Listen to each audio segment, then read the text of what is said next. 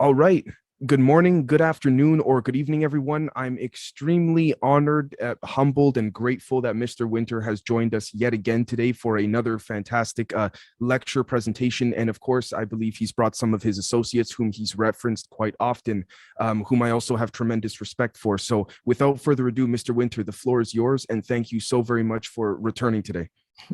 Thank you. Yes, happy to be here. As everyone knows, I'm Dan Winter, fractalfield.com, flameinmind.com. Today's subject has to do with how plasma becomes intelligence. Literally, plasma intelligence, the physics of ensoulment. And we have some special guests with us today. Jason Matozo has joined us. He's an expert on some of the socio-political parts of this. Maybe Jason is waving there. Jason is my key partner from theimploder.com and Vortex Technology, a developer of Ultra Imploder, and also has been studying the deep science, esoteric science of all these things with me for many years. And we plan a fun dialogue toward the end of this about how we would apply the physics of what is a soul to the current political situation. And also with us, Patrick Botti has joined us informally. Patrick is our lead programmer, a bioscientist, biologist for flameinmind.com, iThrive.com, realheartcoherence.com, sacrocranial expert. His website is craniosacral-app.com. And Patrick is an expert on the measurement of deep sleep analysis, which is the physics of lucid dreaming, and will correlate that to the physics of what is a soul in this conversation. So the structure for this conversation, the suggested structure is I prepared some fun slides around this theme of what makes plasma intelligent. And if we knew, we'd not only know what a ghost is, what the spirit is, what a soul is, the science of soul. And so that slideshow, maybe we'll have fun with them for maybe 20 minutes or so.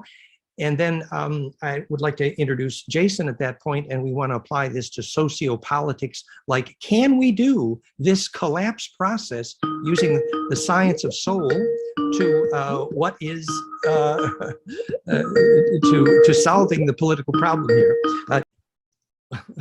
Okay, so we're talking about the physics, the science of how plasma becomes intelligent. And if we understand that, we have the clue to the real physics of what is a soul and science of spirituality.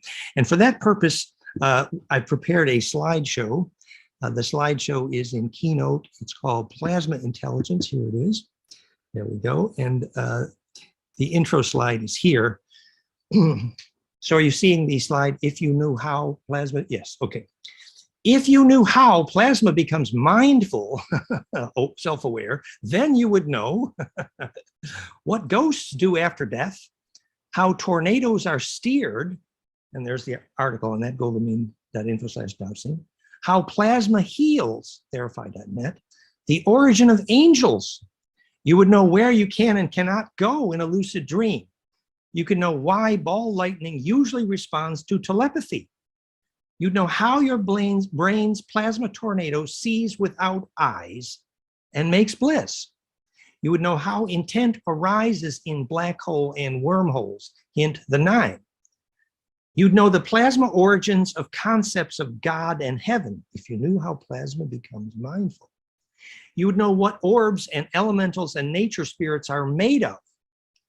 You would know how alchemy as isotope transition, LENR, charge collapse, becomes alchemy of the soul, which is literally spin-dense communion, when the vortex plasma tornado comes to center.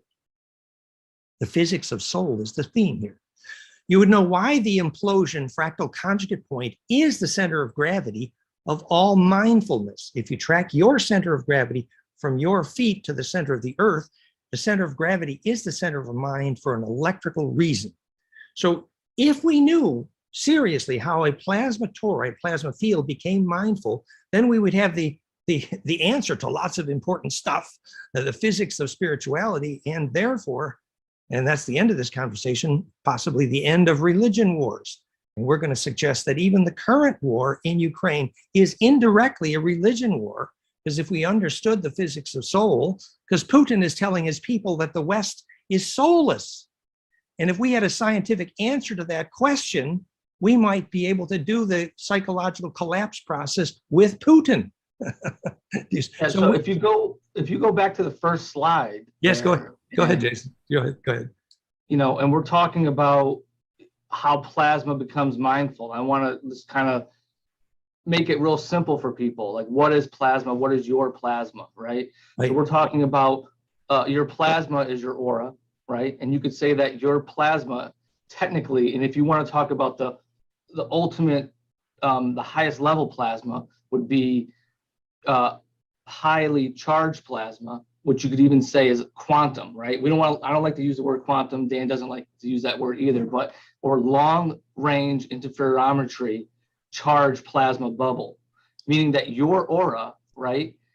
Long range interferometry means that you could have a particle here, right, on Earth, and you could have a particle, you know, millions of years away and millions of miles away in another galaxy, and they could talk to each other with no loss of communication. That's quantum, right? You could be in this dimension and other dimensions. Non-locality. Yeah, non-locality, right? Yes. So what we're saying is your aura really is a human quantum computer in terms of that we can understand today, that has an interface to what we want to call God or higher intelligence, your higher self, etc., whatever term you want to use. Yes. So just start off there. It's really a longitudinal interferometry, and you can hear the passion in Jason's voice. I like that. And that longitudinal interferometry potential to act at a distance specifically begins with understanding how that implosion sets up that connectivity. Yeah, I just wanted to say, hey, this is what it is from the beginning. And if you have that in your mind, okay, my aura is this interface to God. And we'll go into how maybe that interface is broken or how we could start that interface back up again. Go ahead. I'm sorry, Dan. No, great, Jason. I love the enthusiasm. Excellent. And Jason, remember, is the co-inventor of theimploder.com, implosive vortex in the plasma. That's what we're talking about, which is the implosive vortex in your aura. So so the background philosophy here is your biology teacher knew most all living biology is formed around spiral golden ratio fractality. That's old news, you know. The Fibonacci golden ratio is the signature of biology. But because your biology teacher did not teach you why that geometry is the center of all biology, the why is because fractal implosive charge is the cause of life and negentropy. So because your biology teacher didn't teach you why golden ratio implosion, then you did not learn how life force plasma becomes self-aware, intelligent, literally by turning inside out. That's the point. So biologic examples of plasma charge fields becoming informed, self-aware, directly from the fractal implosive process of recursive turning inside out. And that's the pictorial series immediately after this slide, recursive turning inside out. For example, the physics of compassion and heart rate variability. The electric implosion in your heart identifies compassion. Been teaching that for years. For example, this is the source of the harmonic inclusiveness, which identifies viability / immune health, HRV, in all living things. So harmonic inclusiveness doesn't just predict whether you have an immune system in your body, but harmonic inclusiveness predicts the viability of every living thing. And that harmonic inclusiveness is generated because the donut turns inside out recursively, thus implodes and includes all those harmonics. So examples of that in biomechanics are Kundalini biophysics. You know, your brain is imploding and your spinal liquids are imploding. We're going to talk about the origin of alphabet, alpha brace sheath, that the turning inside out of the torus is identified as the first word of Genesis, and how that identifies turning inside out, perfected 7 steps. We're going to talk about tornado steering for Shaman. We're going to talk how DNA turns inside out to braid into the torus. Hint, physics of soul, toroidal DNA. We're going to talk about egg. It delivers a dimpling process, initiating the 7 stages of invagination, literally perfect turning inside out nets.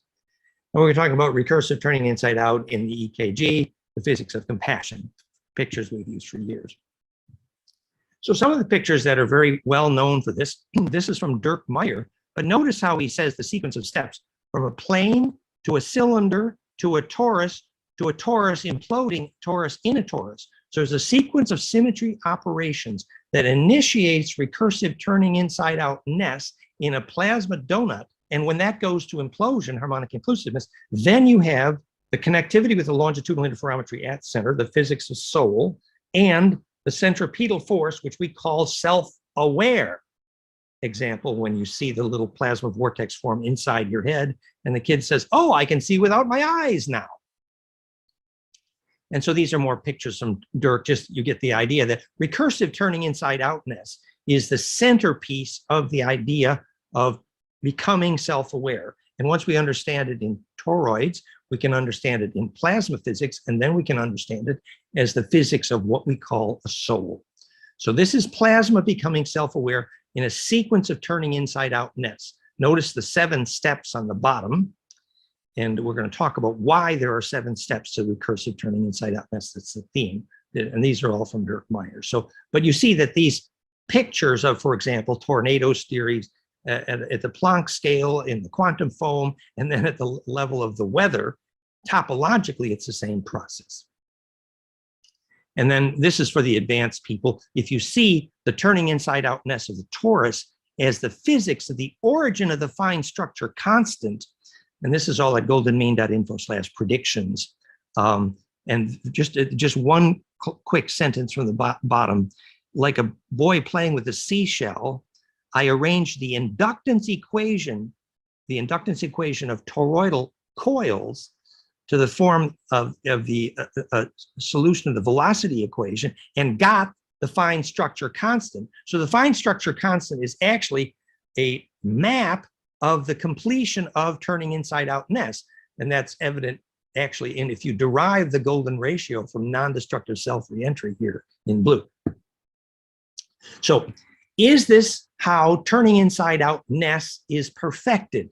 7 spins outside, 5 spins inside. The 7 spins, we're going to talk about the 7 sequence of turns to turn inside out surface of Torus, the first word of Genesis.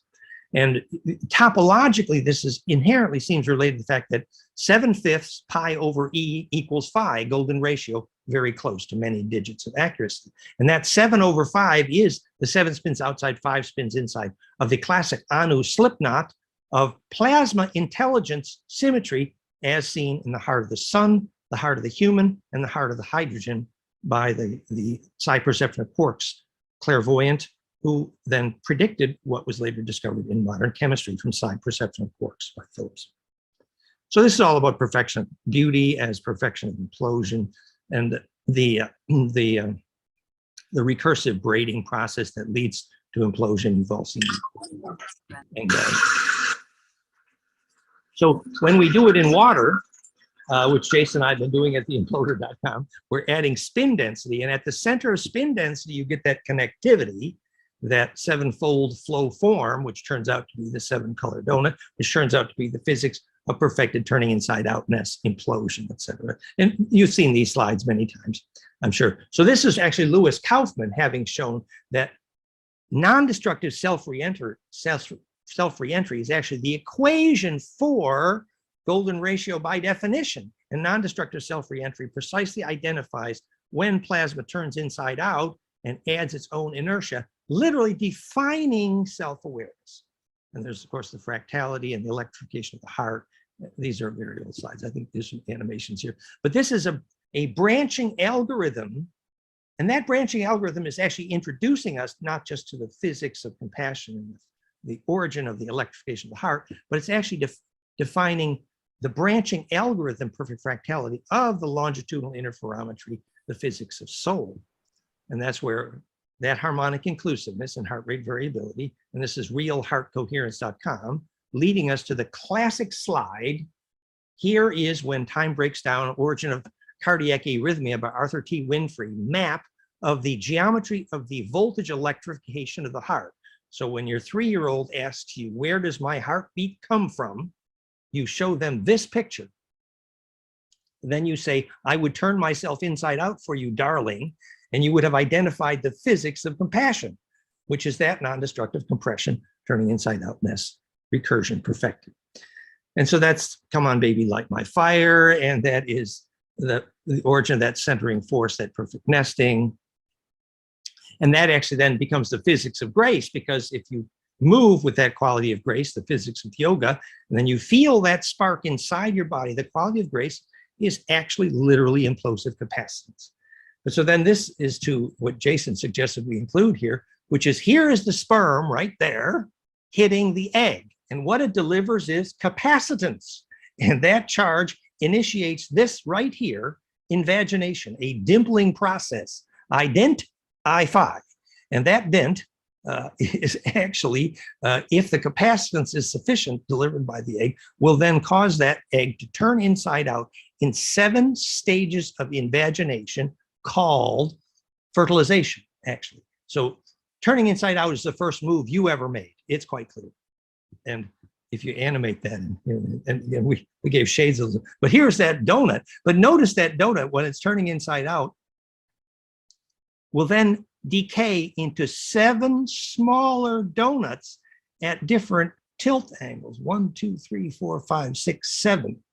And that actually is the physics of why Education of Oversoul 7 says there are 7 branches of your soul incarnate in this lifetime. It's very fun. Anyway, so this is the growth spiral of the fetus and a perfect branching algorithm. You've all seen these before. The physics of golden ratio, perfected distribution means there is minimum superposition, maximum exposure, but it also means maximum capacitive implosion. And it's beautifully illustrated by the X-rays of seashells. That implosive centering force in that smoke ring toroid, in this case, is the beginning of ensoulment in plasma, non-destructive turning inside out mess.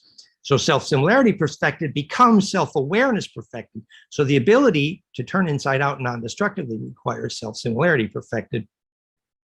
And that becomes a capacitive radiance, which identifies the geometry of growth. So that weak electric field, that capacitance resulting from that coherence radiance of charge implosion, the physics of pine cones, as it were. So that the origin of that negentropy, remember from this is from Fields of Form, Vortex of Life, Lawrence Edwards' famous biodynamic anthroposophic. And you can use a pine cone for rainmaking for this reason. And in the book, you can see the angle of those seeds on the pine cone opens and closes over the seasons to adjust the amount of voltage that pine cone is extracting from gravity. So it is a 0-point energy device for that reason. And that is an example of implosive capacitance causing negentropy and therefore life force. And I think we had some animations of all this in 3D. Anyway, and so this became Ptah, the image of Enki, essentially Ra, as a cosmic egg creator, because he was able to form the geometry of the perfect egg. It was exactly exquisite and excruciating. And so the reason why the different ends of that egg have a positive versus negative electric charge is instructive. The positive charge, which is plasma projected, is at the sharp end, and you can taste that. And that the reason that egg has more positive charge at the sharp edge and the dull edge tells you which end of the vortex Schauberger put the electrodes at to extract voltage from gravity from his water vortex. And also has to note that the egg has to be a fresh egg. Thank you. Thank you, Jason. Exactly. In fact, you measure that voltage and you determine freshness. and that's a golden mean.info/measuring life force, which is actually measuring that ability to implode. And most of you have seen these slides before, so we're going to go through them quickly. You know, so your biology teacher told you this was beautiful, and your biology teacher told you this was fractal, but your biology teacher did not tell you why. Because it needs to implode capacitively to be negentropic and to be alive. And then later, that's how the plasma becomes self-aware. That's why that ball lightning Torus responded to telepathy. So this is the geometry of that implosion at center. You've all seen these pictures. And this is from, we then applied this to measuring life force. And here's some examples. The fresh egg, warm, just laid, if the low frequency power spectra determined that it was organizing its weak electric field, and you can tell which egg is fresh by that weak capacitive field, measured the same way we measure a brainwave, with the same tools, actually. And the reason it's alive is because it has organized its weak electric field capacitively, implosively, and that ability to implode and organize your weak electric field is life. And that's because the plasma inside is imploding and becoming self-aware. So then this becomes a theory of immune health, that the harmonic inclusiveness of the cell membrane versus the virus, if the cell membrane's foldedness is harmonic inclusive or fractal, then the keys are in the lock. If that cell membrane is a sphere defining cancer, then the cell membrane has no lock because it has no harmonic inclusiveness. So the lock and the key is literally the frequency signature of the virus compared to the frequency signature of the cell membrane. And that's a key and a lock. And harmonic inclusiveness means the lock has more tumblers.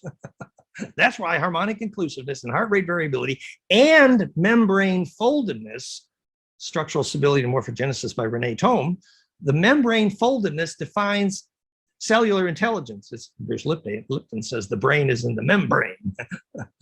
And so this becomes the theory of immune health.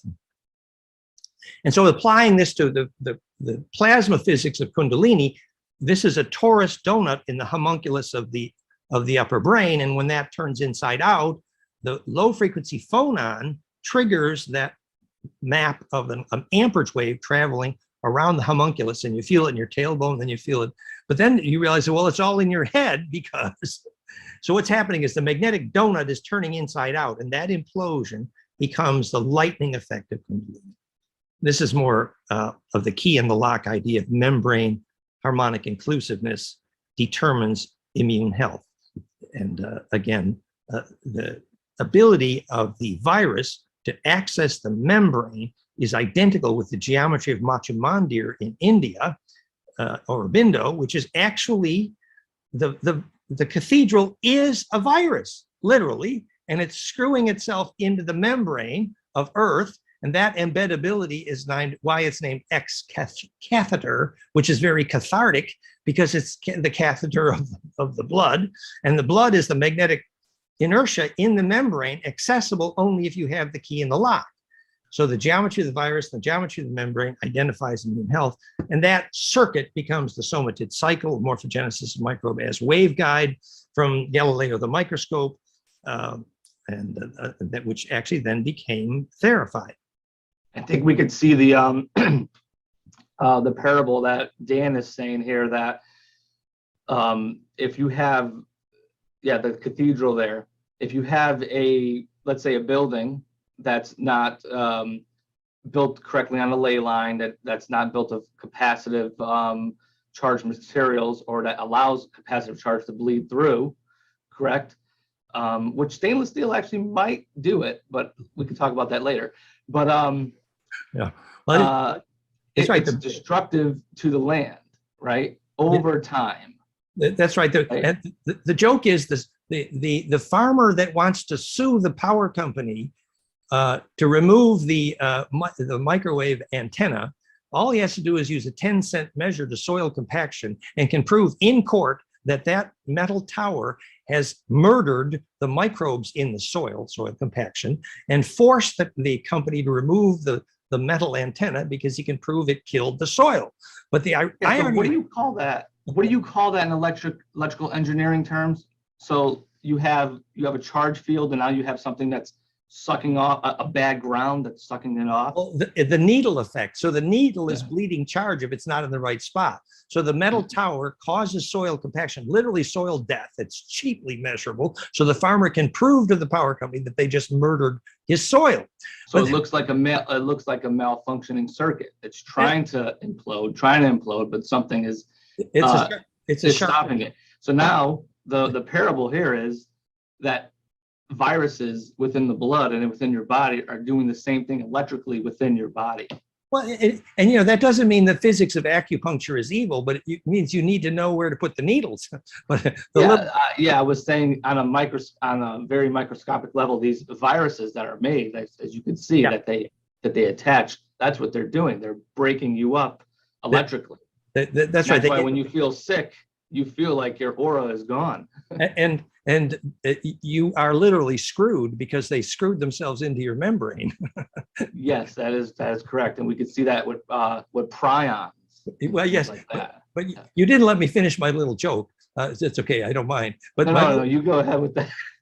My little joke was that you could use the same procedure of suing the power company to remove the tower that's murdering the microbes in your soil, because a Catholic church has a sharp steeple and an Eastern church has an onion steeple. And the Eastern church onion steeple will not murder the microbes in the soil, but the sharp steeple.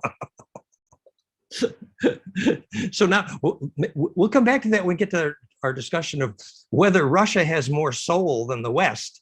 We're going to apply. I was going to say that those churches in Russia are pretty nice. They got onions in the steeple. Do they have more soul? Okay. So anyway, so this was the morphogenesis, the somatid cycle, which is a beautiful way to see that actually the bacterial viral cycle is actually a morphogenesis of living plasma turning inside out. That's the point. So if you take the word brachyth, at first in principle, the origin of thingness, which is the first word of Genesis, the 6-7 turns that you make is actually, if you look in the outside in of the torus, the letter you see there is B, bait.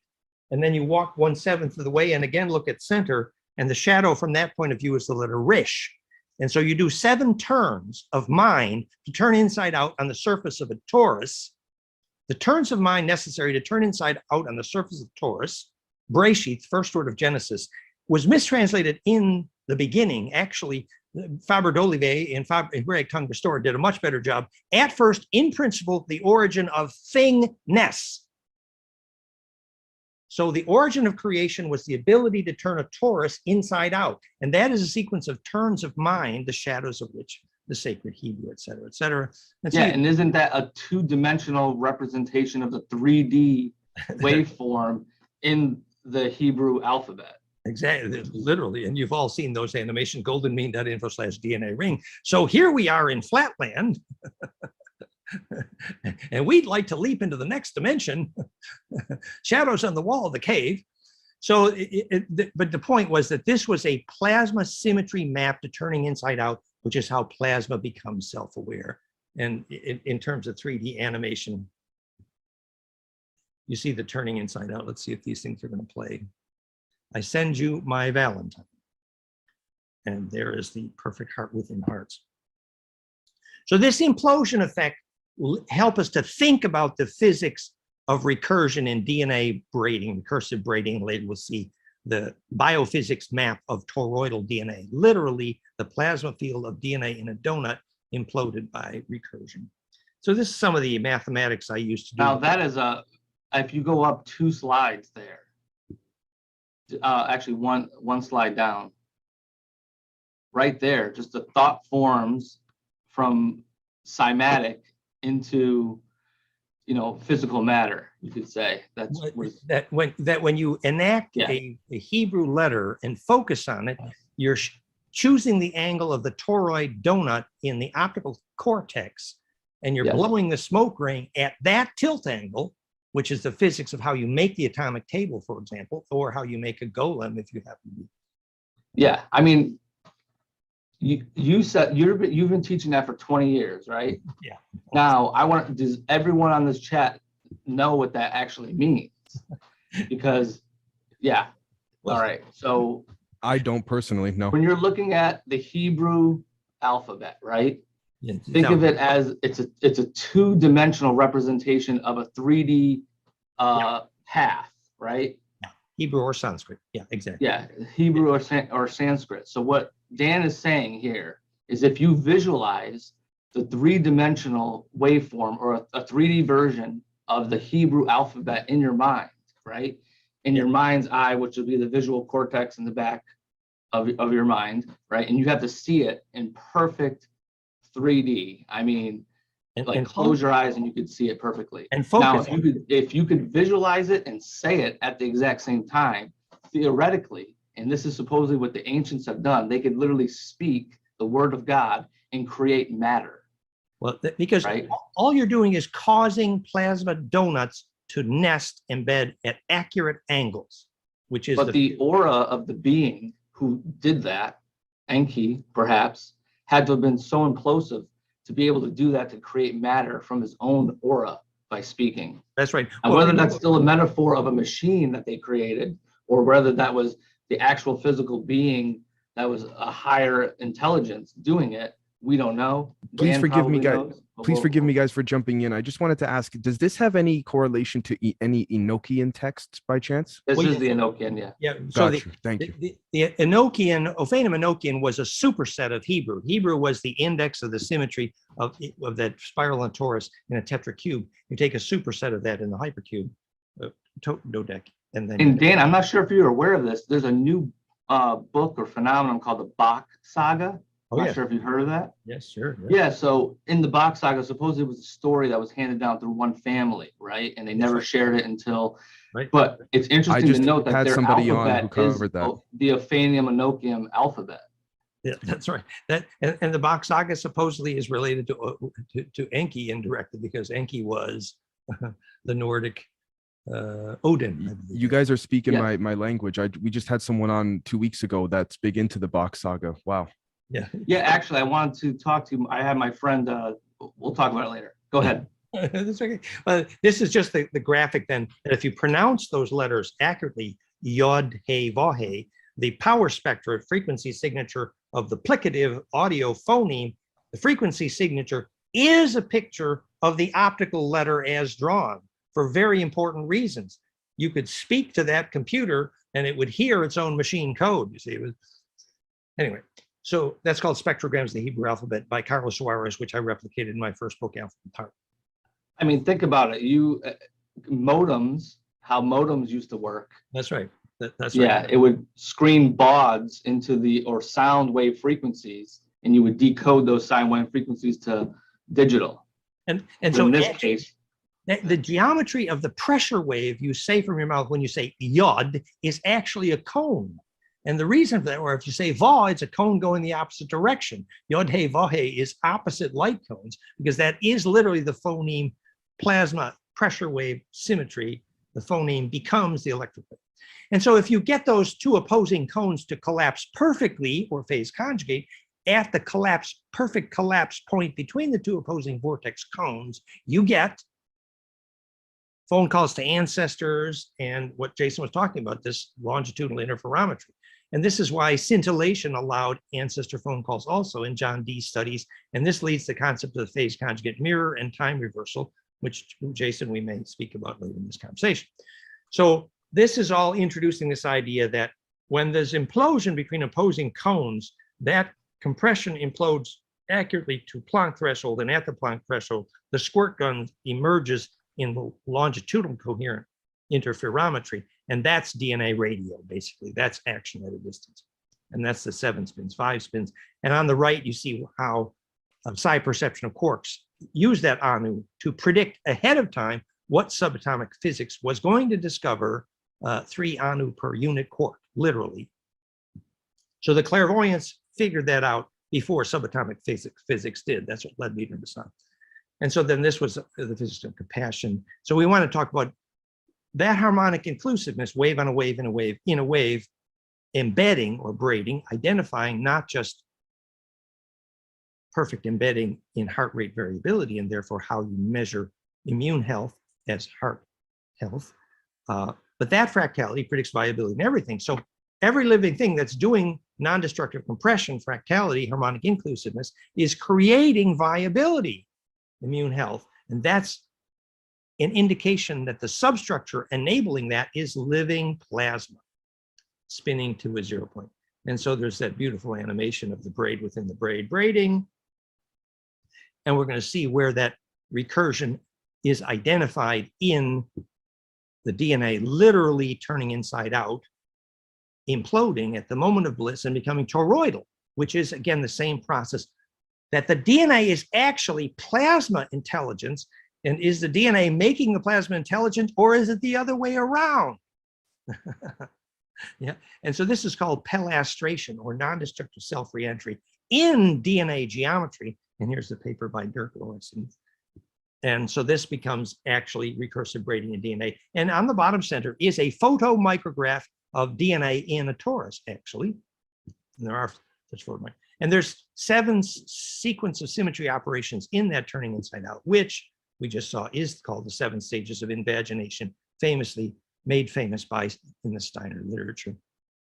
7-fold flow. And so this was then about, if you can inhabit that center of spin, then you are the dervish that's just proved to your master that you can do the dervish turn without getting dizzy, proving that you have pure intention because you can inhabit the lightning bolt of the shareable wave at the center of that plasma vortex tornado, sometimes called the movie Powder. And so this is called Slipping Knot Cosmic Donut Maker. And we wanted to, this was, I'm going through quickly because there's too many pictures, but you see that if the next subject is how tornadoes become steerable by shaman. That's what you want to visualize. The exercise of learning how a shaman steers a tornado is a beautiful instruction in this plasma physics of how plasma becomes self-aware. That if you were, and obviously the center of that, this was Katrina, you see the center is pent for that implosive reason. So this ability to get plasma self-aware on the land, you know, America is complaining because no one's steering their tornadoes and they're having drought. Well, hello, no one's steering their plasma. So this is called biofeedback, America. Lack of large-scale human bliss process, lack of collective lucid dreaming, lack of rose petal fractality in farming, excess metal in human building, magnetic lines cut unwisely by construction, need for labyrinths, open lack of respect for elemental beings, ignorance of how to steer solar wind. All these things means we're not steering our tornadoes, so the elementals are angry. So for that, so for now, you're going to have drought and tornadoes because no one's steering your plasma, because no one taught you. Hello. Because the plasma is aware and it gets insulted if you don't talk to it. The elementals regard humans as drunk because we don't talk to them. So they're upset about it, and I don't blame them. So if you watched a shaman steering a tornado, this is what you would see: the bioplasmic streamers from the belly of the shaman embedding in the center, implosive center of the tornado, wave on wave in wave. And this is at the moment that shaman says, I'm eating the chucha, which is to say eating the anger. I'm feeling the pain of that tornado better than it feels its own pain. And therefore the plasma of the tornado follows the shaman around like a pet puppy dog because it feels, someone feels its pain, which is to say, and remember, pain for a tornado is a metal trailer park because it breaks up its plasma. Healing for a tornado is a sacred stone circle because it's centripetal. So the sacred stone church will never get messed with by the tornado, but the metal trailer park will get blown to hell every time because the metal trailer park is pain for that tornado. Once we know the definition of pain, which is plasma bleeding fractality. This is the eating hoocha, and this is from the movie Twister, and you see that tornado is learning to turn inside out, and this is how a tornado turns inside out. Oh, it's a map of the Anu. And so this is the 7 spins, 5 spins, and we're back to the same conversation. So in the end, religion wars, even Putin versus Ukraine, and I think Jason may have something to say about this, are in part about who has a soul. What if the biophysics of ensoulment were measurable? Then spiritual science could make agreement possible because science could end religion wars. I've been saying that for 30 years, haven't I? And so here's some examples of how we might measure ensoulment. Brainwave implosiveness, flameinmind.com, heart rate variability implosiveness, iThrive.com, nighttime dream coherence analysis. And I'm going to show you that site because it's so fun about how you analyze whether you got to deep sleep dreaming phase in your sleep. When you measure that, you're measuring ensoulment because, and there's a little story I got to tell. Then you could also measure this in aura analysis, GDV. You could measure it in geobiology, that if your plasma, if your aura is, hey, Joe, you're beside yourself. If your aura is beside yourself, like sometimes people after the vaccine, you can see that their aura has become dissociated because the plasma tornado is no longer centered in your aura. And that's actually measurable. It's teachable in Stephan Cardino's geobiology school, for example. So that or a dissociation from center can be a measure of ensoulment. And then the advanced measurements would be DNA braid coherence called boson 7 or microchloradians in the blood. And so this gets into the physics of lucid dreaming that, and here's the story I want to tell. I'm going to tell one last story, Jason, and then to you, okay? So, but the last story I got to tell is, if you don't mind, I thought it was so much fun, is you remember there was an episode, and I have a visual for this. This is the night analysis software from iThrive.com. And so we can measure whether you got to deep sleep. And deep sleep is, let's see, right here. Yeah, this is the dark blue part of this wave is the moment during the night when you got deep sleep.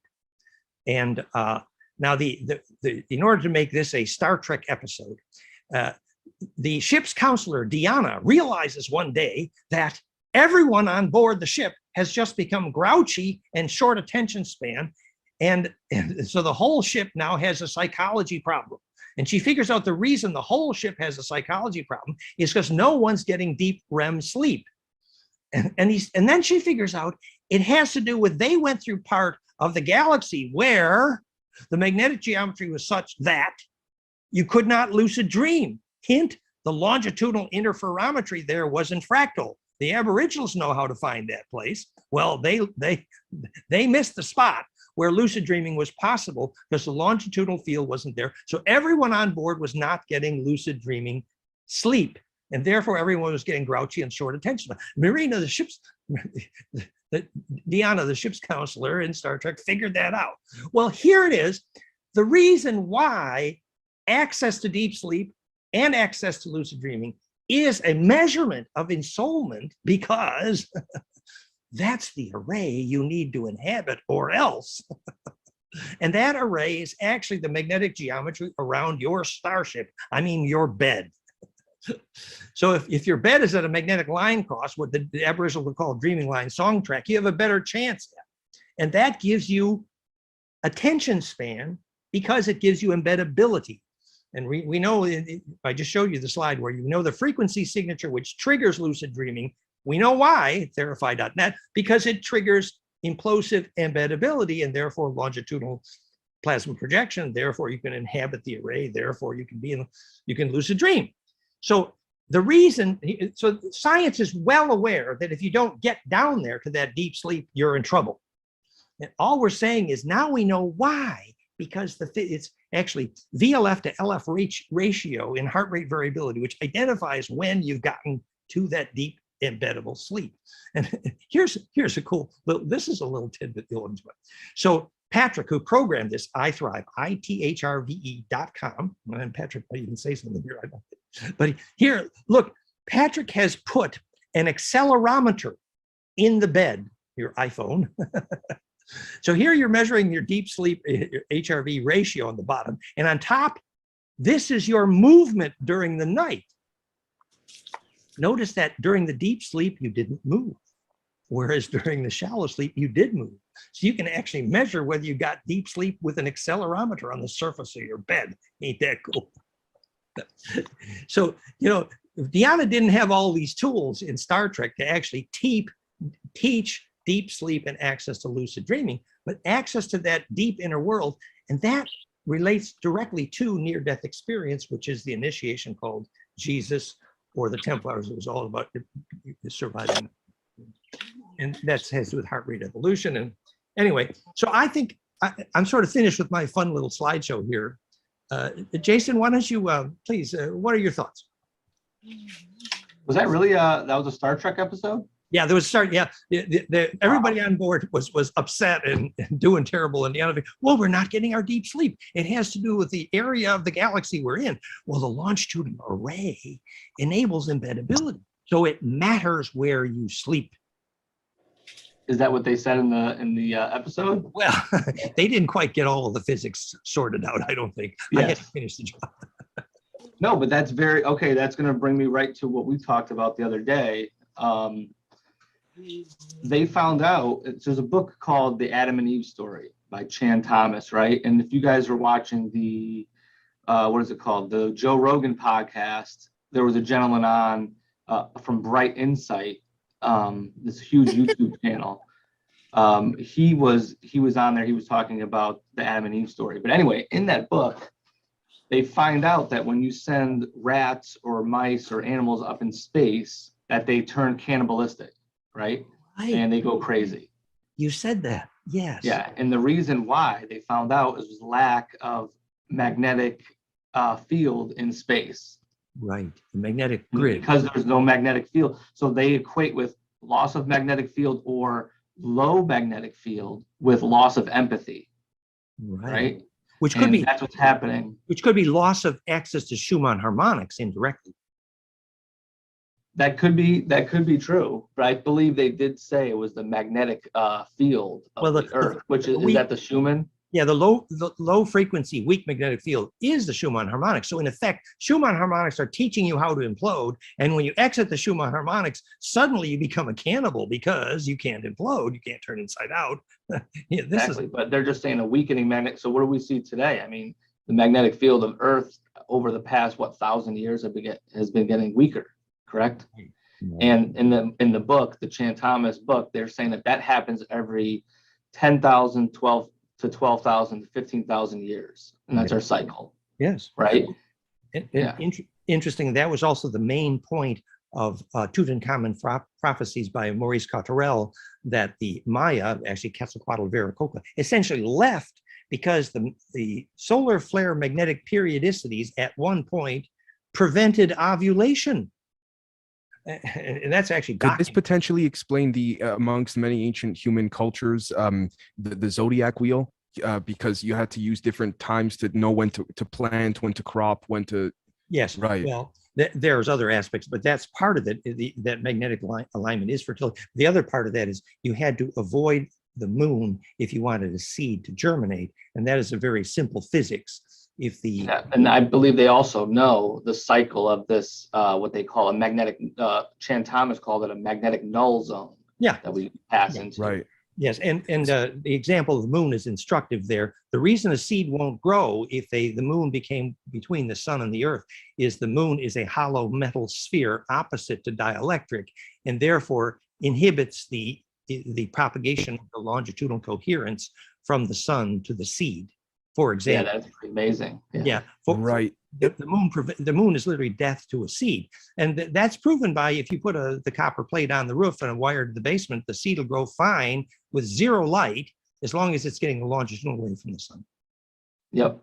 Could I ask guys, if it's all right, gentlemen, a question about, since we're on this topic pertaining to sleep? It's interesting that this was even brought up because I had this prepped from a couple days ago. But if we look at the basic, just surface level, different brainwave states, and obviously delta being the lowest, I believe, that relative to what the public is told. I want to be very clear.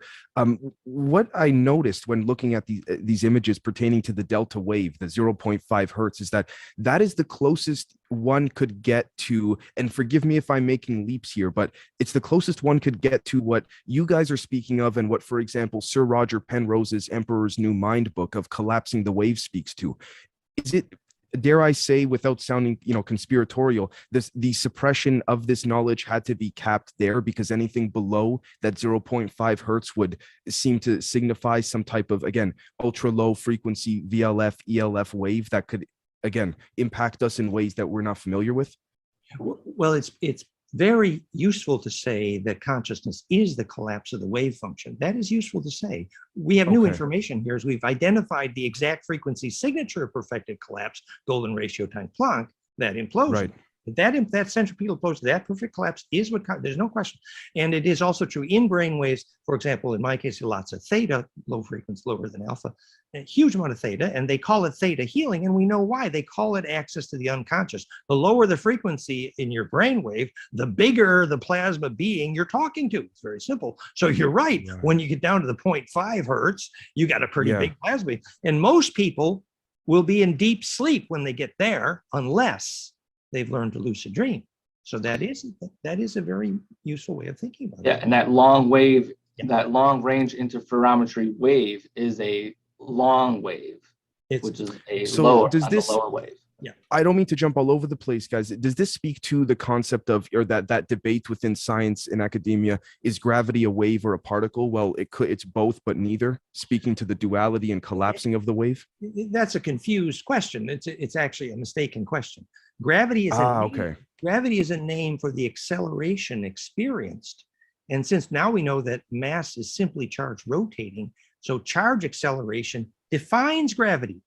So gravity is the charge acceleration that fractality caused. That's very simple. So we now know a precise answer to that question, and calling it particle is really not helpful. It's a thank you. Quantized. I apologize. Thank you. So you said, sir, I'm just writing this down. Gravity is a wave for accelerated experience? No, gravity is a name for the acceleration of charge fractality causes. So when charge accelerates towards center due to fractality, that charge acceleration is named gravity. Remember, charge rotating defines mass and time. And when that charge accelerates towards center due to fractality, we name that resultant acceleration towards center. We name that the gravity. But gravity is a name for the acceleration of charge that fractality causes. Exactly. That is exactly. Thank you. Yes. And by the way, go ahead. Well, just to recognize that same acceleration of charge towards center identifies consciousness itself. And that's an introduction to this idea that planets and stars experience gravity relations erotically. There's a reason for that. Thank you so much. Sorry, yeah, Jason, and then I think the reason why the Earth has gravity is because it is fractal, and you can see by the imploding donut from the poles, from both of the poles. Yeah, and it's because it's in where it is in relation to the sun, and we have the moon is your gravity stabilization unit for this cycle that we're in. Does this speak causing to the implosion? Sure. Does this speak? Right. Does this speak to the proposal of what's been coined 0-point energy temperature states, which is that the universe, if you will, regardless of how micro or macro you go due to the non-locality of our existence, if you will, is one giant cosmological feedback system like a toroid field? Well, the theory of continuous creation, the continuous Big Bang by my friend Dwayne Elgin was an example of that. The fact that Planck is a constant for 1 billion light years in all directions is about the only evidence they have for this idea of the Big Bang. But the fact that the waves agreed on Planck is indicated by perfected distribution, which could be perfected recursion. So the Big Bang doesn't have to be a singularity. That was Dwayne Elgin's point in that book. But the fact that everyone agreed on Planck is the fact that distribution was enabled because at the Planck threshold, the transverse interferometry became longitudinal interferometry, the definition of a gravity wave. And that speaks to self-distribution just repeating in a fractal state. It's all about perfected distribution, absolutely. The definition of heaven or places of their own. And then back to Jason's point that astrophysics is now clear. Golden ratio is stamped over every interesting gravity relation in the solar system. It's all about golden ratio. But nobody told you the reason. The reason is because it stabilizes implosion, thus gravity, and thus atmosphere stability. But so Jason, go ahead. No, I was going to say the best thing you could do is put railroad tracks everywhere and 5G everywhere, and that's going to be very good for our gravity. And we wonder why we're losing empathy on this Earth very, very rapidly. Yeah. So it's really just kind of learning that physics. I think we could kind of stamp it here in this kind of talk, where it's kind of the first time we're talking about merging kind of like spiritual science, where you would get from ancient shamans, from spiritual leaders, and this new/old science, right? You could say from Dan, and you're really kind of merging those together. And if you have that, you have a soul. That's right. And that's what really all the shamans and spiritual leaders are trying to tell us all these years. That's right. Physics can now tell us what a soul is. So therefore, now Jason, maybe, so supposing we decided to just do the psychological collapse process with Vladimir Putin here, who is telling their people that the reason they had to kick NATO was because we are soulless. So now that we know what a soul is, can we do the collapse process on this religion war, ? Sure. There was some questions asked by another gentleman here. I forgot your name there. It's Real W. Real, W. Real, yes, he's a hero. Yeah, Real. So he was saying, how does weather manipulation HARP come into play with steering tornadoes, and are hurricanes also deliberately created and things? So the only thing I'm going to say about that is, okay, yes, we could get conspiratorial and say, yes, there's HARP manipulation, which of course there is. That, of course, is not, it's not enough to really damage the Earth's fractality, you could say, but it does, when it's on during the times that it is on, it does affect your lucid dreaming and steering tornadoes. And that is the reason why it's able to steer and create a tornado, because it is creating that field.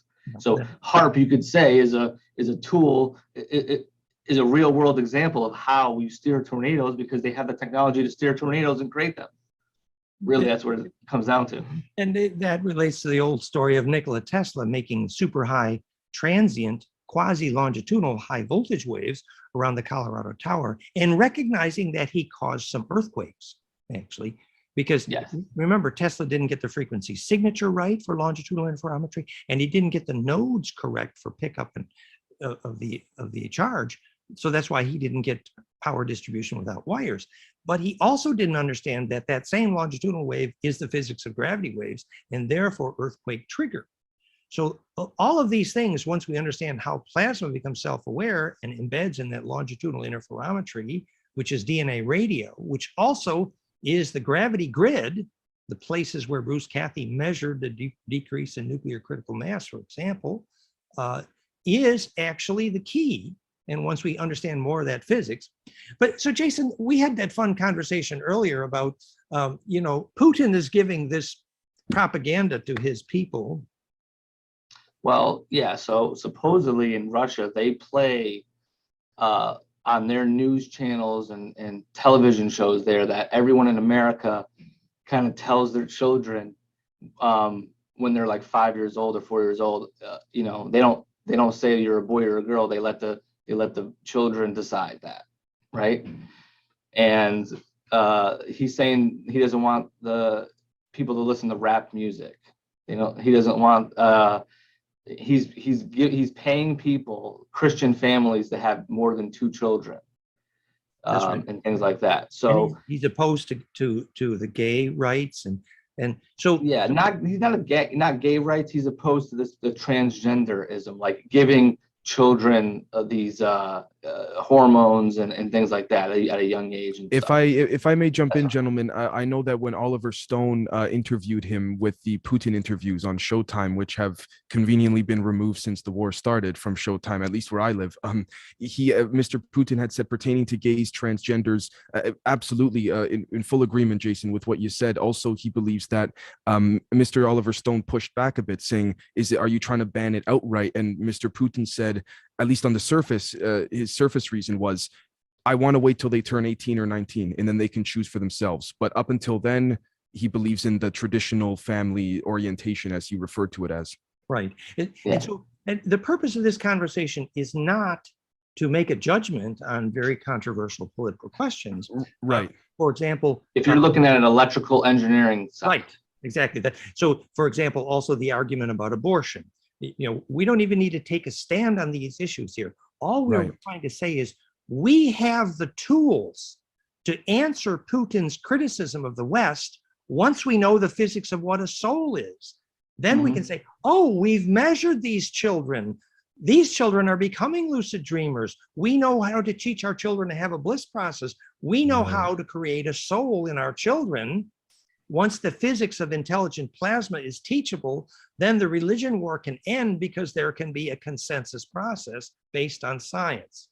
So that's where this was, Yeah, and you need intact genetics, and you need to have intact biology. You can't be after a transition of being on hormone blockers your entire life and ruining your entire genetics.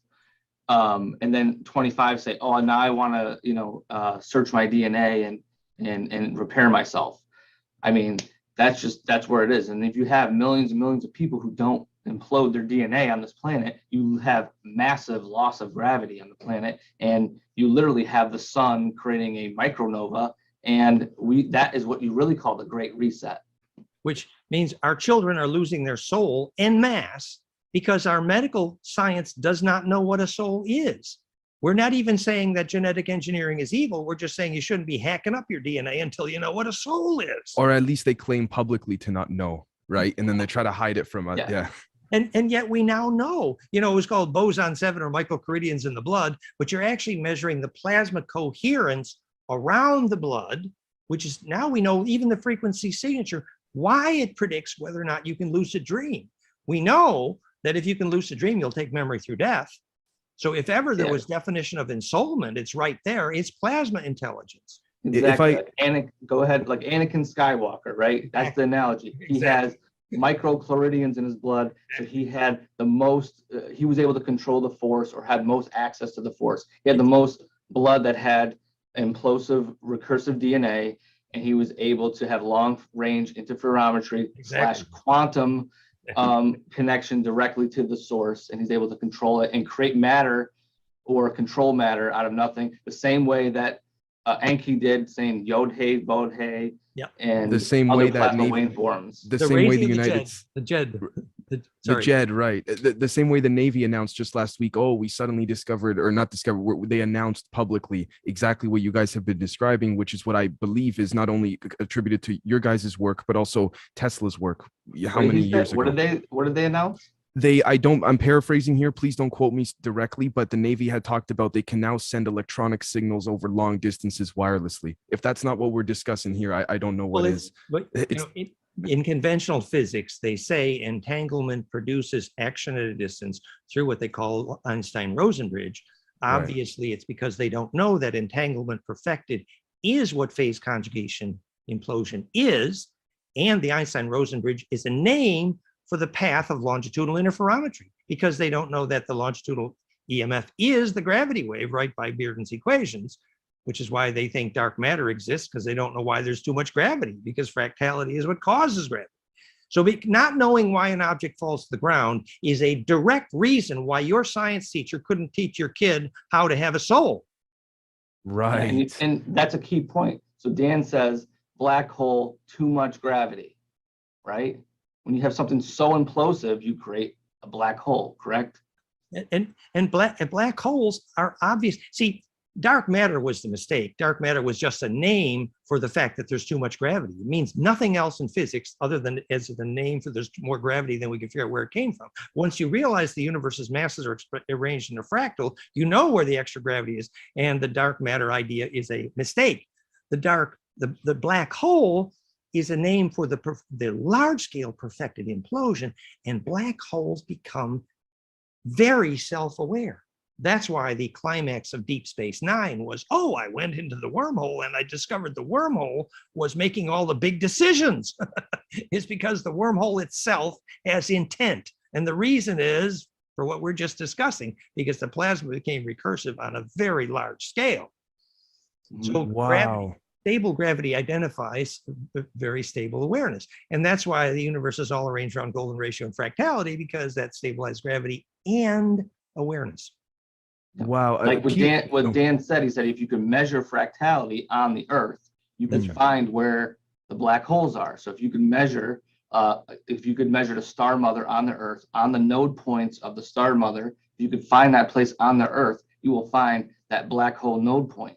And coincidentally, you will also find megaliths and other sacred sites on every single one of those node points. Well, that was proven in physics in the Cozy Rev Mirror literature, where you couldn't get the military quality telepathy of the place Cozy Rev Mirror, which is microwave thallium by the simple phase conjugate microwave, unless it was on a sufficient nanotesla magnetic flux density measured Earth grid magnetic line cross, for exactly that reason, because you didn't get longitudinal embedding, you didn't get telepathy. So the Cozy Rev put all the proofs in place in that. And what explains explains the flux density, Dan? And then we'll get to Peter, then Riel. Well, anyone else? Because you couldn't get the nanotesla magnetic flux density of Earth grid magnetic cross unless it was a sustainable standing wave implosion point called sacred site there. And it wouldn't stay there unless it was part of fractality, which is why the Earth grid is dodecacosa defining those sacred sites, which actually is where all the cathedrals and labyrinths and stargates can work, and lucid dreaming. because of Tiana, perfected charge collapse. that's right. And Right. Tiana would not have had a problem if she'd have known where to place her ship according to that physics. Thank you. Peter, please. Or a Yeah, real, I wanted to. go ahead. Hey, Peter. thanks for inviting me. I reached out to you yesterday. I asked about the Fibonacci constant. Oh, yes. But I guess, I mean, if you could touch upon how that applies, because it's not as talked about as Fibonacci, but it's just an extra term. So instead of adding 2 terms, it's 3 terms that continue to this constant that's like a cousin to phi. I don't know how that's applied to your research. I found out how it's instantiated in the square. I can talk about it sometime, but I wanted to just ask you about that first, the Fibonacci, and then also the jitterbug. Yes. I've played with it on GeoGebra, where you can actually compress it even more when you're using like a 3D calculator. You can see that, I mean, there's a lot more to it. There's just so much there. I don't know where to begin. I'm trying to. Yeah. Maybe you could talk about the jitterbug and then talk about Fibonacci and just take it from there. Well, so much there. This was, I learned this personally from Bucky, but it was called the jitterbug. Yeah. But actually, right.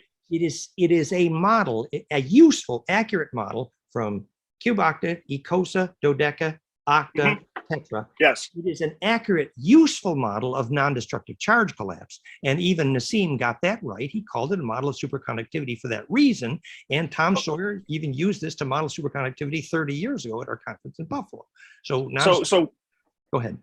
So one thing I just kind of talk about the movement of the jitterbug. Like I said, I've been able to, you can map it on GeoGebra and other things. It's cool to have it physically too. But one thing I think there's probably some interesting patterns, or maybe what I've noticed is, okay, when you have it compressing from the 8 triangles, it compresses and turns. But when you actually keep it north-south, and if you keep that face like this, so it's fixed, and then compress it, so what I'm saying is, normally when they're all moving equally, it moves in an ellipse, which is interesting. Very simple geometry. But when you keep the north and south face and then you compress it, it forms these from the top down. It's like a flower of life pattern. That's right. And the patterns, I don't. That's right. They're fixed. Know what. Yes. I just want to know, like, what are those mathematical, I'm trying to trace the locus points, but I'm just an armchair mathematician, but I just wanted to share that with you. Maybe I can share the images sometime, but Dan, they're beautiful. They're beautiful vortices. And like I said, top down flower of life, it's incredible. And you can do the same thing with the dodecahedron, icosahedron, that also does that. I mean, there's some. Supposedly the path curve from the cube octa to ecosa and then dodec, because it's cube octa, ecosa, and dodec. She's there, and supposedly the path curve, even the path curve of those is golden spiral based, and that's why it enables non-destructive charge collapse. So the main, the dodeca ecosa is essentially the DF subshell of the electron radii, which is the platinum group metals and the noble gases all have completed DF subshell, which are dodeca-ecosa. So that's why alchemy is related to gold, because the DF subshell, ecosa dodeca, is doing non-destructive implosions. There's lots of that. I think you're. Now, Dan, does that what about ecosa dodeca fluctuate between each other, and it's the wave between that's really the magic? Well, again, and this in part might help Peter's useful question, which is, remember, in terms of also the Fibonacci, that in each case, the difference between numerology and physics is when you predict what a wave of charge is going to do. Until you predicted what a wave of charge is going to do, you're just doing numerology. At the point at which you predict what a wave of electric charge is going to do, then you've gone to physics. And in that case, the non-destructive charge collapse from the dodeca-ecosa is reflected in the physical chemistry of the DF subshell perfected collapse enabled by gold and noble gases, because why they're noble is because of those completed shells of dodeca-ecosa. So essentially the physics of alchemy is the process of taking that implosion to the fusion point at center, which is why the alchemic philosopher's stone could immortalize, because it enabled implosive charge collapse. So again, But Peter, to try to specifically talk about your question, I don't know if the Fibonacci sequence has an electrical meaning yet, but I could say that my suggestion would be you look for an. I'd be curious to see. I'd be curious about that. Yeah, because there's one place. Go ahead. Go ahead. Where I found from like basic research, the ratio is I think I'm cutting out. Yeah, we're losing you. I'm sorry about that. Yeah. But the ratio of Fibonacci's in the snub cube, which is pretty cool. And then I just wanted to share this with you guys because this is why I reached out to you, Spawn. Hadn't seen you in years, but I've been watching your content. And then thanks for getting back to me. So what I was playing with rotation of and I asked myself, at what angle does the rotation here? See, this is 90 degrees. What angle does this rotation equal the angle of the shadow here? And I played with that. It's very basic, but I can send you the link, but it equals it at around like 57 degrees, where the ratio of this to the so Fibonacci is encoded in the square in a very basic way, like fundamental and elegant. So I just think that that's another clue that like it's such an irrational number. That probably has to do with an electrical shadow, which is quite useful. You know, the angle that enables a cube to embed. So I wanted to maybe the angle that enables more to it. I'm sorry. The angle that enables a cube to embed in a dodecan 3D, that 32-degree tilt, is critical electrically. So I think you could probably find an electrical. Not even dealing with a cube, just a square of squares and but triangle. Again, to predict electrical field implosion that way would be useful. So let's return to that question. I think it's beautiful, your work. And if you want to share a link to where people can learn more about your work, that's fine as well. Awesome. Can we jump to, Jason, then we'll go Riel, and then we have a question from Jacob in the chat here. Go ahead, Jason. So I wanted to get back in that other question from Riel. It says, are frequencies we are being subjected to preventing lucid dreaming on a mass scale?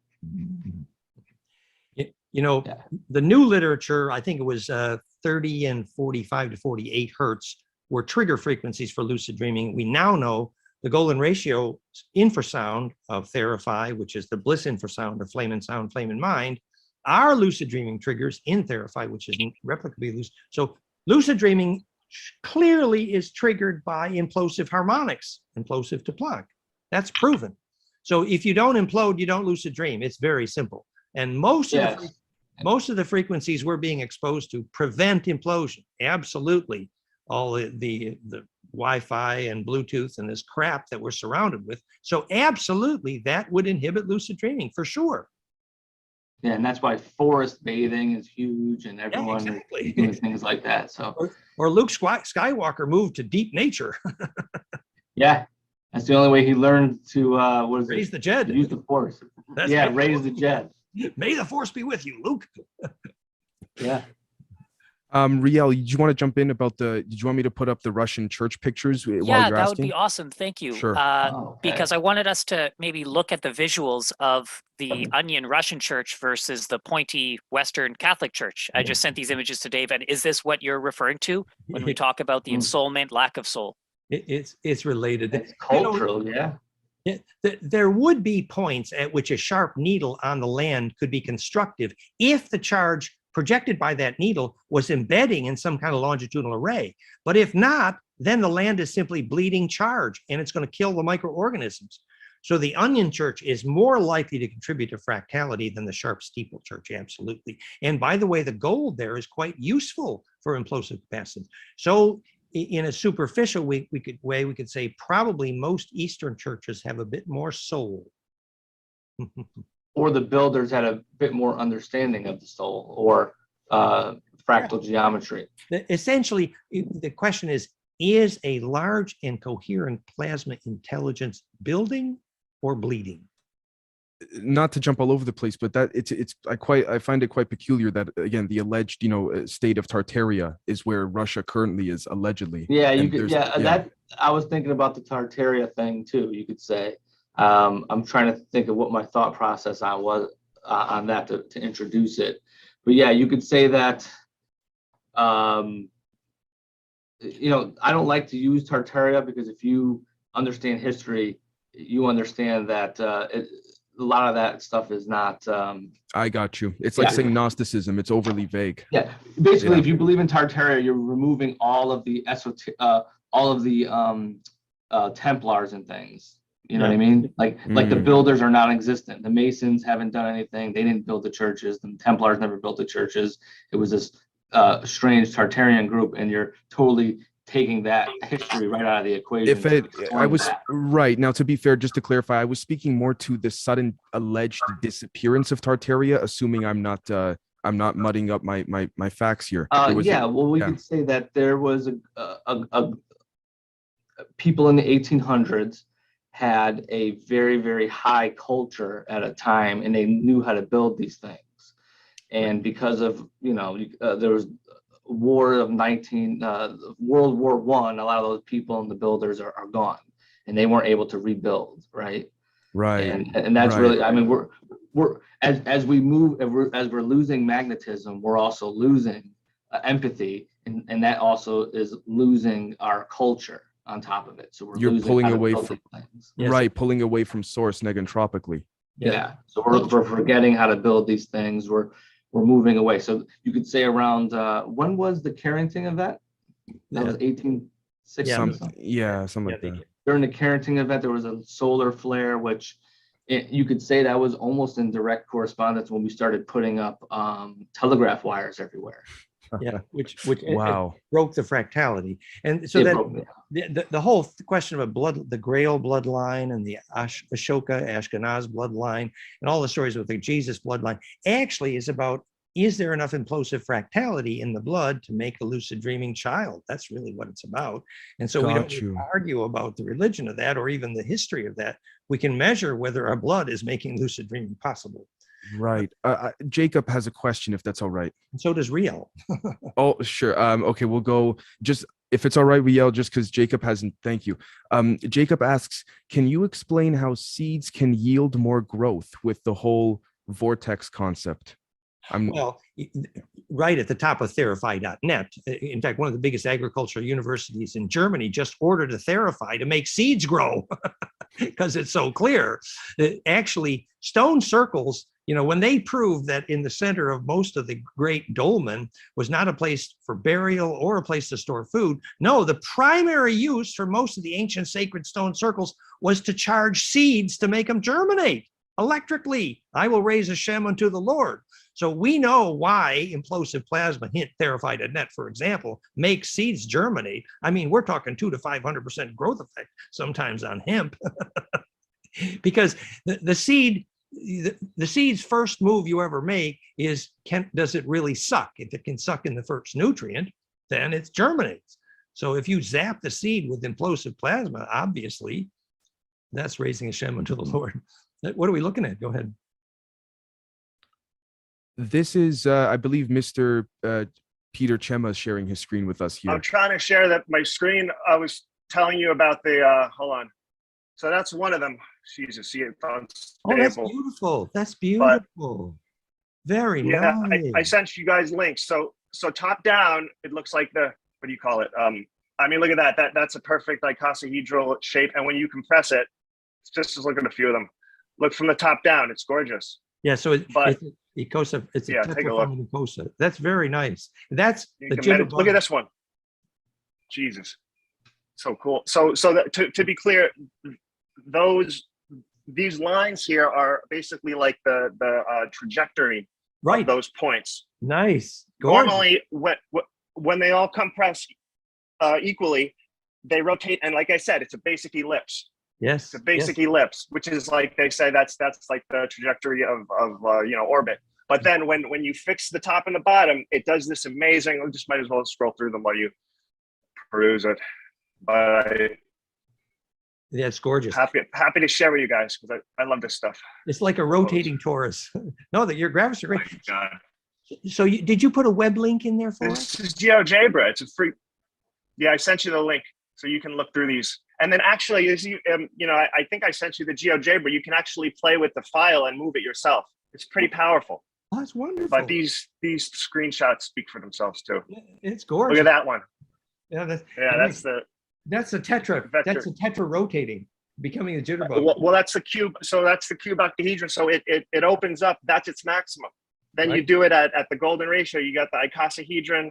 Can also forms like the hull of a dodeca. You keep going. It's the octahedron, and then you can keep pressing it, which you can't really do if it's you have a hard copy of it. But this you can. That's what they call. So I don't know. I hope you guys.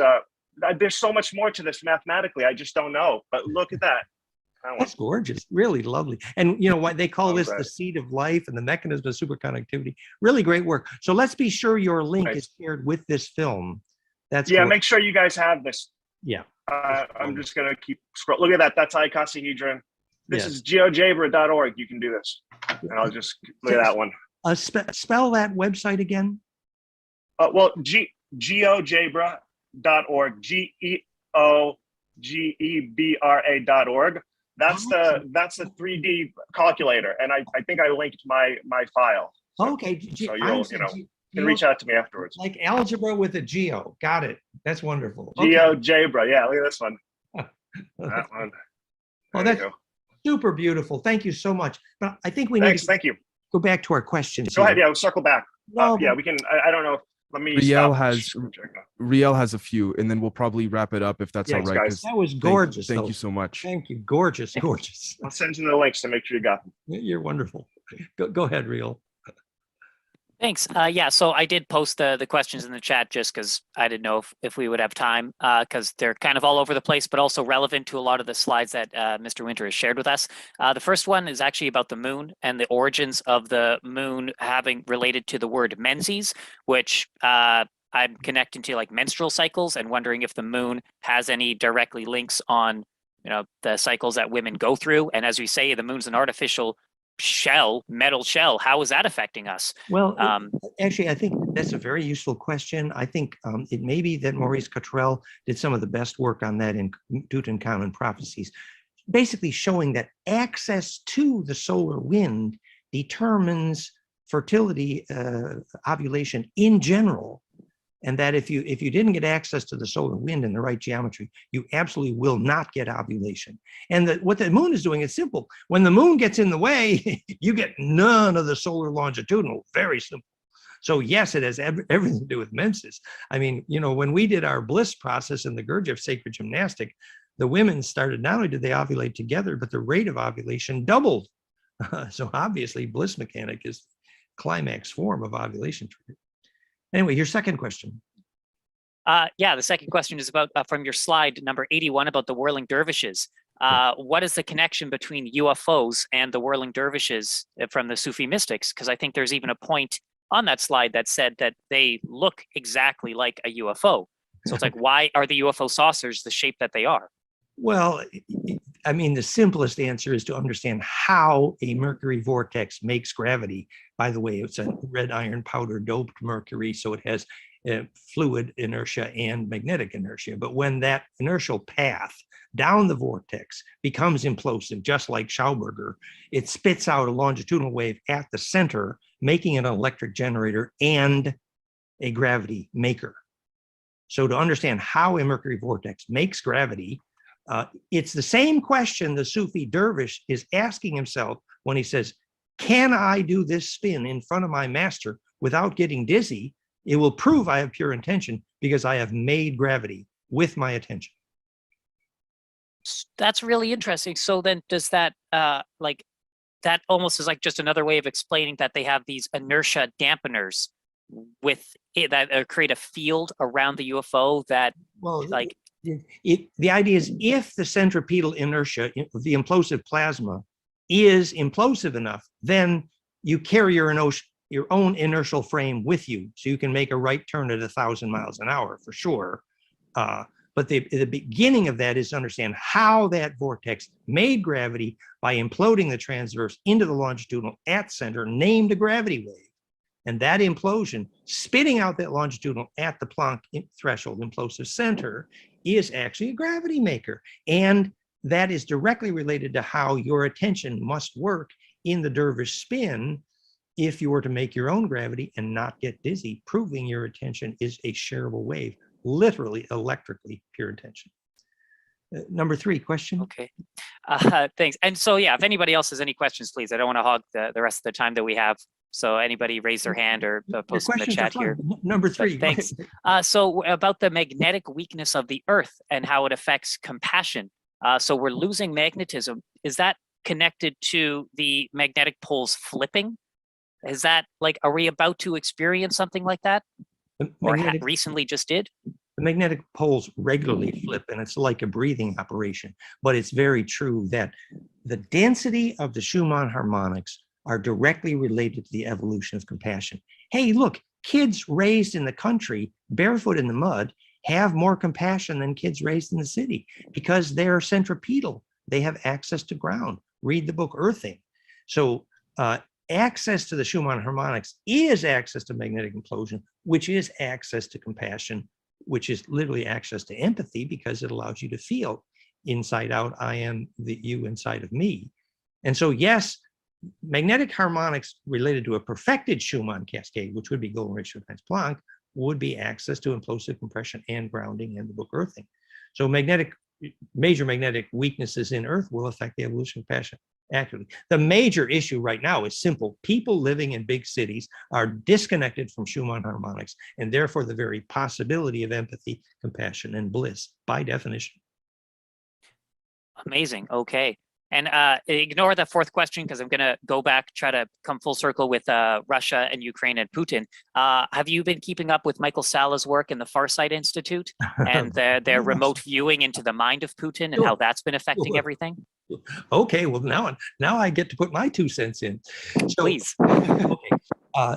You know, I love Courtney Brown, Farsight, very, very dedicated people. And his remote viewers are probably the most talented on the planet. And they are military quality, no question. However, I believe that actually Elena Danan was right after we examined Courtney Brown's latest presentation of Michael Sala, saying that there's these nasty grays messing with Putin's head.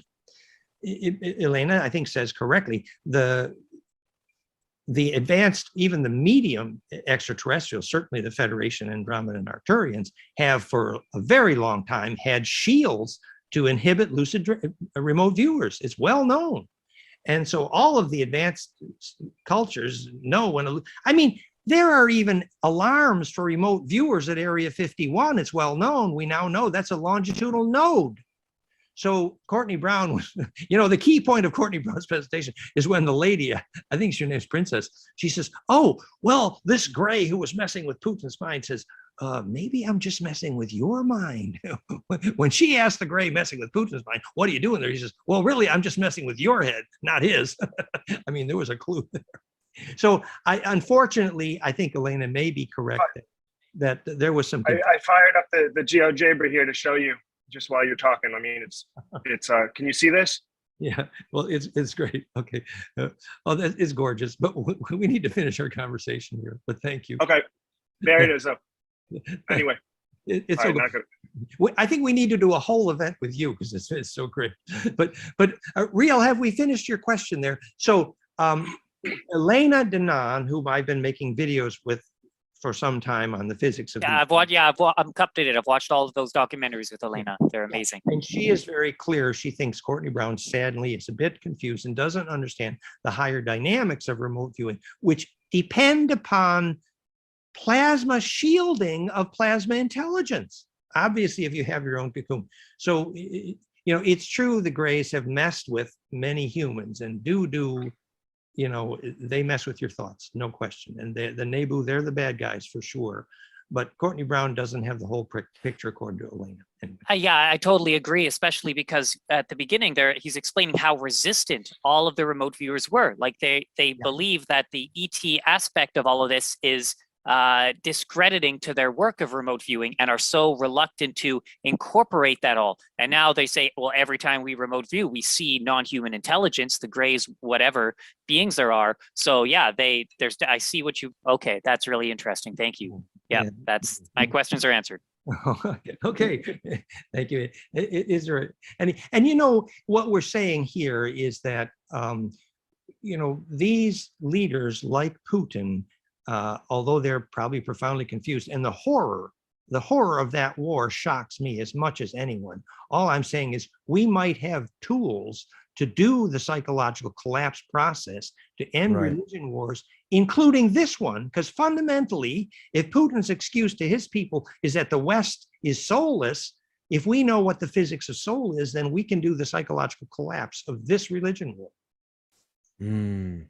Got you. Well, I think it's probably about time to wrap it up. We're approaching the 2-hour mark, if that's all right. But I truly wanted to not only thank yourself, Dan, thank Jason, Peter, Patrick, everybody here as well for coming on. This has been absolutely fantastic, and I agree with you, Dan, as well, that I think it may be appropriate to start to start a roundtable of sorts with Peter and Jason and Patrick as well. So we'll talk on email. We'll see what we can do there. But as well, if you'd like to jump in.